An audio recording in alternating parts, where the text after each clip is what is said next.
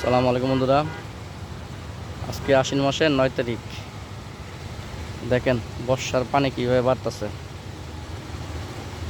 বাংলাদেশের বিভিন্ন জেলায় বন্যা হয়েছে, এই কারণে এই আশ্বিন মাসে গিয়ে বর্ষার পানি বাড়তেছে। সিলেটে শেরপুরে বন্যা হয়েছে,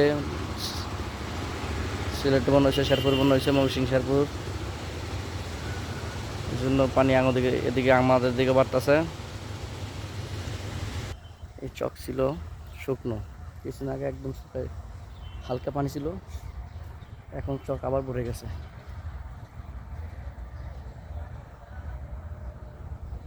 পানি কি স্পিডে বাড়তেছে। এখানে কত একটা গুই সাপের অনেকগুলো ডিম মনে হয় বৃষ্টির কারণে নষ্ট হয়ে গেছে।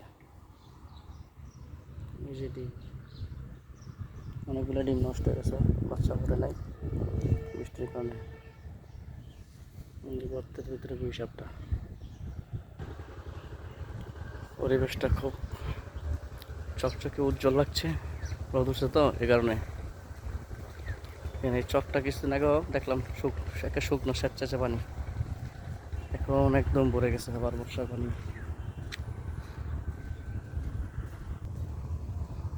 আমাদের এলাকা দেখেন পানি কি স্পিডে যাইতেছে, চকে উঠতেছে।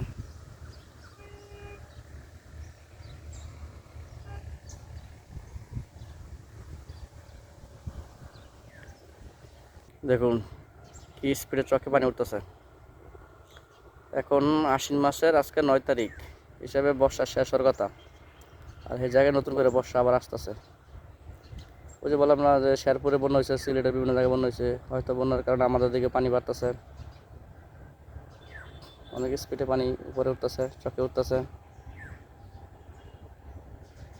আর আমাদের দিকে পানি বাড়লে কি ভাই, আমাদের দিকে পানি সব রঙের পানি, ডাইংয়ের কেমিক্যালের পানি, যা পানি বাড়লেও আমাদের কোনো উপকার আসে না।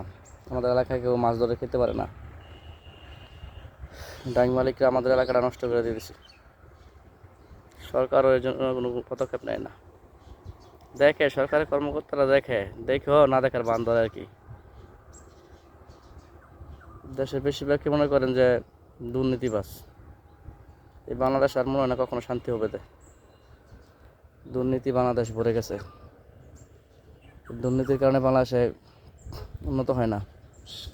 যে সরকারে আসুক না কেন দুর্নীতি করতেই থাকে।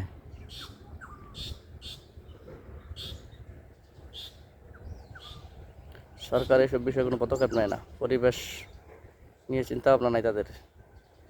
এই ডাইংয়ের কেমিক্যালের পানি পরিবেশটা একদম নষ্ট করে দিয়েছে, বাচ্চাদের বিদ্যুতের শ্বাসকষ্ট বাড়তেছে। এটা হচ্ছে আমাদের এলাকার দামের চক। কিছুদিন আগেকার পানি ছিল কম, একদম কম ছিল, এখন আবার ভরে যেতেছে।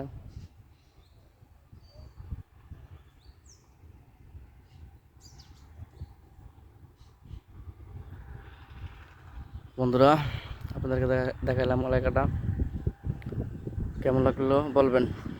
আল্লাহ হাফেজ।